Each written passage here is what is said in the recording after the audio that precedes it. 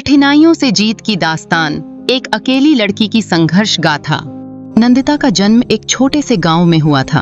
उसके माता पिता साधारण किसान थे जो बेहद मेहनत और ईमानदारी से अपना जीवन व्यतीत कर रहे थे। नंदिता एक खुशमिजाज और प्यारी बच्ची थी जिसे अपने माता पिता से बेहद लगाव था। उसकी माँ का प्यार और पिता का हौसला उसकी दुनिया का सबसे बड़ा सहारा था। परंतु नंदिता की खुशियों की यह दुनिया जल्दी ही बिखर गई। जब वह मात्र 7 साल की थी, एक दिन उसके माता पिता बाजार से घर लौट रहे थे। रास्ते में एक भयानक दुर्घटना हो गई और नंदिता के माता पिता उसकी दुनिया छोड़कर हमेशा के लिए चले गए। नंदिता के लिए यह सदमा बहुत बड़ा था। इतनी छोटी उम्र में माँ बाप का साया सिर से उठ जाना किसी भी बच्चे के लिए बेहद दर्दनाक होता है। दुर्घटना के बाद गांव के लोग नंदिता के पास आए, लेकिन उसके लिए कोई स्थायी सहारा नहीं था। हर किसी के पास खुद के जीवन की परेशानियां थीं और धीरे धीरे लोग उसकी मदद से पीछे हटने लगे। कुछ रिश्तेदारों ने शुरुआती दिनों में उसके प्रति सहानुभूति जताई, लेकिन कोई भी उसे अपनाने को तैयार नहीं था। इसी तरह अकेली और अनाथ होकर नंदिता को गांव के एक पुराने अनाथाश्रम में भेज दिया गया। अनाथाश्रम में पहुंचकर नंदिता का जीवन और कठिन हो गया। अनाथाश्रम में बच्चों की संख्या ज्यादा थी और साधन सीमित। वहां बच्चों के पास सिर्फ बुनियादी सुविधाएं ही थीं। खाने पीने की कमी, प्यार का अभाव और आसपास का उदास माहौल नंदिता के बचपन को और कठिन बना रहा था। नंदिता हर रात अपनी माँ बाप को याद करती और अकेले में रोती। वह अपने मन में एक खालीपन महसूस करती थी जो कभी भर नहीं सकता था। किसी भी नई जगह पर, खासकर जहां भावनात्मक सहारा कम हो, बच्चे के लिए खुद को ढालना मुश्किल होता है। हर रात वह छत की ओर देखकर अपने माता पिता को याद करती और खुद से कहती, आप दोनों कहाँ चले गए? मैं यहाँ अकेली कैसे रहूंगी? उसकी यह बातें सुनने वाला कोई नहीं था, परंतु उसके दिल में एक उम्मीद जरूर थी कि वह अपनी तकलीफों का सामना करेगी। कुछ महीने बीतने के बाद नंदिता ने धीरे धीरे खुद को संभालना शुरू किया। वह जान गई थी कि अब कोई और उसके लिए नहीं आएगा। उसे अपने लिए खुद ही लड़ना होगा। उसने खुद से एक वादा किया कि वह अपनी तकलीफों से हार नहीं मानेगी। वह अपनी माँ की यादों को अपने दिल में बसाकर रखती और सोचती, माँ होती तो वह यही चाहती कि मैं कमजोर न पड़ूं। इस सोच ने उसे अंदर से मजबूत बना दिया। अनाथाश्रम में स्कूल जाने के लिए पर्याप्त सुविधाएं नहीं थीं, लेकिन जो थोड़ी बहुत सुविधाएं थीं, उनमें नंदिता ने अपना पूरा ध्यान केंद्रित कर लिया। वह जानती थी कि अगर उसे जीवन में कुछ बड़ा करना है तो शिक्षा उसके लिए सबसे बड़ा हथियार होगी। वहां की शिक्षा बहुत साधारण थी और किताबों की भी कमी थी। फिर भी नंदिता ने जितनी भी किताबें उपलब्ध थीं, उनमें से हर शब्द को ध्यान से पढ़ना शुरू किया। वह अपने शिक्षकों से जितना संभव हो उतने सवाल पूछती और नई बातें सीखती। शुरुआती दिनों में जब अन्य बच्चे खेल कूद में समय बिताते, नंदिता एक कोने में बैठकर किताबों में खो जाती। उसे धीरे धीरे एहसास हो गया था कि यह कठिनाई उसकी सबसे बड़ी प्रेरणा बन सकती है। नंदिता ने अपने माता पिता की यादों को ताकत बनाकर अपने सपनों की नींव रखी। उसके अंदर एक सपना पलने लगा। वह अपने आप को इतना मजबूत बनाएगी कि किसी पर निर्भर न रहे और दूसरों के लिए भी प्रेरणा बने। उसके दिल में एक मजबूत विश्वास था कि यदि वह मेहनत और ईमानदारी के साथ आगे बढ़ेगी तो एक दिन अपने जीवन की कठिनाइयों को जीत पाएगी। यहीं से नंदिता की कठिनाइयों के खिलाफ लड़ाई की शुरुआत हुई। अनाथ होने का दर्द और गांव से अनाथाश्रम का सफर भले ही उसके लिए बहुत कष्टदायक था, लेकिन उसने अपने जीवन को एक नई दिशा देने का संकल्प लिया। यह संकल्प और यह संघर्ष ही उसकी कहानी की नींव थे, जो उसे जीवन में आगे बढ़ने के लिए प्रेरित कर रहे थे। जैसे जैसे नंदिता बड़ी हो रही थी, उसे समझ आने लगा कि जिंदगी में आगे बढ़ने के लिए शिक्षा का महत्व कितना बड़ा है। हालांकि अनाथाश्रम में पढ़ाई के लिए बहुत अधिक सुविधाएं नहीं थीं। वहां पर किताबों की संख्या सीमित थी और शिक्षक भी इतने योग्य नहीं थे कि बच्चों को उच्च स्तर की शिक्षा दे सकें। इसके बावजूद नंदिता की सीखने की प्यास कम नहीं हुई। हर रात वह एक छोटे से टेबल लैंप की हल्की रोशनी में बैठकर अपने पास जो भी किताबें थीं, उन्हें ध्यान से पढ़ती। उसकी जिज्ञासा उसे हमेशा नई चीजें जानने के लिए प्रेरित करती थी। वह न सिर्फ किताबों के शब्दों को पढ़ती, बल्कि उनके पीछे के अर्थ को समझने की कोशिश करती थी। उसे लगता था कि शिक्षा ही वह चाबी है जिससे वह अपनी जिंदगी को एक नई दिशा दे सकती है। अनाथाश्रम के दूसरे बच्चों के साथ भी नंदिता की घनिष्ठता बढ़ने लगी थी, लेकिन उनमें से ज्यादातर पढ़ाई के प्रति उतने गंभीर नहीं थे। वे अपना समय खेल कूद में बिताते थे, पर नंदिता ने खुद को इस सोच से दूर रखा। उसने अपनी स्थिति को एक अवसर के रूप में देखा, जिसमें वह किसी भी मुश्किल के बावजूद अपने सपनों को साकार करने के लिए पूरी मेहनत कर सकती थी। वह अनाथाश्रम के एक पुराने और साधारण लाइब्रेरी में उपलब्ध जितनी भी किताबें थीं, उन्हें पढ़ने में पूरी लगन से जुट गई।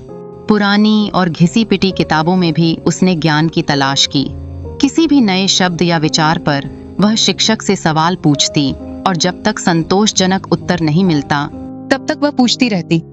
एक दिन अनाथाश्रम में एक समाज सेवी संस्था ने बच्चों के लिए एक छोटा कार्यक्रम आयोजित किया। कार्यक्रम में बच्चों को अपनी प्रतिभा दिखाने का मौका दिया गया, जिसमें कोई बच्चा गाना गा सकता था, कोई कविता सुन सकता था और कोई चित्र बना सकता था। यह मौका नंदिता के लिए खास था, क्योंकि वह अपनी प्रतिभा से लोगों का ध्यान खींचना चाहती थी। नंदिता ने अपनी माँ की याद में लिखी हुई एक कविता को मंच पर सुनाने का फैसला किया। यह कविता उसके दिल के बहुत करीब थी और उसके शब्दों में उसका दर्द के अकेलापन और उसके सपनों की झलक थी। जैसे ही उसने कविता पढ़ना शुरू किया, उसकी आवाज में इतनी सच्चाई और भावनाएं थीं कि वहां बैठे सभी लोग एकदम शांत होकर उसकी बातें सुनने लगे। उस कार्यक्रम में एक समाज सेवी महिला सीमा मैम भी उपस्थित थीं। वे एक प्रतिष्ठित समाज सेवी थीं जो अनाथ बच्चों के कल्याण में काम करती थीं। नंदिता की कविता सुनते ही वह उसकी ओर खींची चली आईं। उन्हें महसूस हुआ कि नंदिता में कुछ खास बात है, कुछ ऐसा जो उसे बाकी बच्चों से अलग बनाता है। कार्यक्रम खत्म होने के बाद सीमा मैम ने नंदिता से बात की और उसकी पूरी कहानी सुनी। उन्होंने उसके आत्मविश्वास, उसकी लगन और संघर्ष को देखकर उसके लिए एक बड़ा निर्णय लिया। सीमा मैम ने नंदिता की शिक्षा का खर्चा उठाने का वादा किया। उन्होंने कहा, नंदिता, तुम में बहुत क्षमता है। मैं चाहती हूँ कि तुम आगे बढ़ो और अपने सपनों को साकार करो। मैं तुम्हारी पढ़ाई का पूरा खर्च उठाऊंगी। यह नंदिता के लिए किसी सपने के सच होने जैसा था। उसने पहली बार महसूस किया कि कोई उसकी परवाह करता है और कोई है जो उसे समझता है। सीमा मैम के सहयोग से नंदिता को स्कूल में दाखिला मिल गया। यह उसके लिए एक नई शुरुआत थी। उसने मन ही मन खुद से वादा किया कि वह इस मौके का पूरा लाभ उठाएगी और अपनी मेहनत से सीमा मैम का भरोसा कभी टूटने नहीं देगी। हालांकि स्कूल में दाखिला मिलना एक बड़ी बात थी, लेकिन संघर्ष अभी खत्म नहीं हुआ था। वह एक अनाथ बच्ची थी और स्कूल में उसके सहपाठी उसे तुच्छ समझते थे। वे उससे बात करने में हिचकिचाते और अक्सर उसके अनाथ होने पर ताने मारते। कई बार उसे यह सब बुरा लगता, लेकिन उसने खुद से कहा कि वह इन छोटी छोटी बातों से अपना हौसला कमजोर नहीं होने देगी। नंदिता ने स्कूल में भी पढ़ाई पर पूरा ध्यान दिया। उसने खुद से एक लक्ष्य बना लिया था कि वह पढ़ाई में अपनी कक्षा में सबसे अव्वल बनेगी। दिन रात की मेहनत के बाद उसने अपने सभी विषयों में अच्छे अंक प्राप्त करने शुरू कर दिए। स्कूल के शिक्षक भी उसकी लगन देखकर हैरान थे। उन्होंने उसे हर संभव मदद दी और उसके आत्मविश्वास को बनाए रखने में मदद की। धीरे धीरे उसके सहपाठियों का रवैया भी बदलने लगा। जब उन्होंने देखा कि नंदिता कितनी मेहनती और होशियार है, तो वे भी उसकी इज्जत करने लगे। उसके शिक्षकों ने उसे कई बार कक्षा की मॉनिटर भी बनाया, ताकि वह अपनी नेतृत्व क्षमता का प्रदर्शन कर सके। नंदिता ने स्कूल के बाद बच्चों को ट्यूशन पढ़ाने का काम भी शुरू किया, ताकि वह अपने दैनिक खर्चों में आत्मनिर्भर हो सके। उसने सीखा कि आत्मनिर्भरता किसी भी संघर्ष में व्यक्ति को मजबूत बनाती है। हर महीने जो थोड़ा बहुत पैसा वह कमाती, उसे अपनी पढ़ाई और जरूरतों पर खर्च करती। यह उसका पहला कदम था आत्मनिर्भरता की ओर, और उसने खुद से वादा किया कि वह कभी किसी पर निर्भर नहीं रहेगी। इस तरह नंदिता के संघर्ष की शुरुआत ने उसे एक मजबूत और आत्मनिर्भर इंसान बनने की दिशा में अग्रसर किया। उसके संघर्ष ने उसे आत्मनिर्भरता का मतलब सिखाया और यह एहसास कराया कि यदि व्यक्ति में हिम्मत और दृढ़ संकल्प हो तो वह किसी भी कठिनाई को पार कर सकता है। स्कूल में बेहतरीन प्रदर्शन के बाद नंदिता ने कॉलेज में दाखिला लेने का मन बनाया, लेकिन यह सफर आसान नहीं था। कॉलेज की फीस, रहने का खर्च, किताबों और अन्य जरूरतों के लिए पैसे जुटाना उसके लिए एक बड़ी चुनौती थी। सीमा मैम ने उसे शुरू में जितनी हो सकी उतनी मदद की, लेकिन नंदिता जानती थी कि वह हमेशा दूसरों पर निर्भर नहीं रह सकती। कॉलेज के पहले दिन नंदिता के अंदर उत्साह तो था, लेकिन साथ ही डर भी था कि वह यहाँ कैसे टिकेगी। कॉलेज में अधिकतर छात्र बड़े घरों से थे और उनकी सोच और जीवन शैली उससे बहुत अलग थी।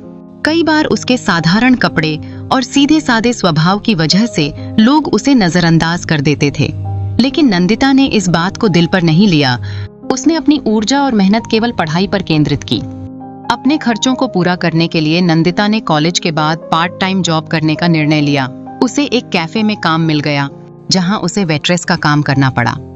कैफे में काम करना आसान नहीं था। कई बार ग्राहक उसे ताने मारते और काम की थकान के बाद पढ़ाई करने में भी मुश्किल होती। लेकिन नंदिता के पास कोई विकल्प नहीं था। कैफे के मालिक एक सख्त व्यक्ति थे, जो छोटे से भी छोटे गलती पर डांटते थे। कई बार नंदिता को लगता कि उसे यह काम छोड़ देना चाहिए, लेकिन फिर वह खुद को यह कहकर समझाती, यह सब मेरे भविष्य के लिए है। धीरे धीरे वह काम और पढ़ाई के बीच संतुलन बनाना सीख गई। हर सुबह कॉलेज में पढ़ाई और शाम को कैफे में काम के बीच का यह संघर्ष उसके आत्मविश्वास को और मजबूत बना रहा था। कॉलेज में नंदिता ने अपनी पढ़ाई में पूरी मेहनत से जुटने का फैसला किया। वह जितना हो सकता था अपनी पढ़ाई में डूब जाती और प्रोफेसरों से हर छोटी बड़ी चीज के बारे में सवाल पूछती। उसकी इस मेहनत को देखकर उसके प्रोफेसर भी उसकी लगन के कायल हो गए। कुछ समय बाद उन्होंने उसे रिसर्च प्रोजेक्ट्स में भी शामिल करना शुरू किया, जहां से उसे कुछ अतिरिक्त पैसे भी मिलने लगे। यह उसके लिए एक बड़ा मौका था, क्योंकि अब उसे न सिर्फ नए नए विषयों पर काम करने का मौका मिल रहा था, बल्कि अपनी आर्थिक स्थिति में थोड़ी राहत भी मिल रही थी। धीरे धीरे कॉलेज के सहपाठियों और प्रोफेसरों के बीच उसकी पहचान एक मेहनती और होशियार छात्रा के रूप में बनती चली गई। एक दिन कॉलेज में एक बड़ी कंपनी ने कैंपस रिक्रूटमेंट का आयोजन किया। इस अवसर पर कॉलेज के सारे विद्यार्थी उत्साहित थे और नंदिता के लिए भी यह एक बड़ा अवसर था।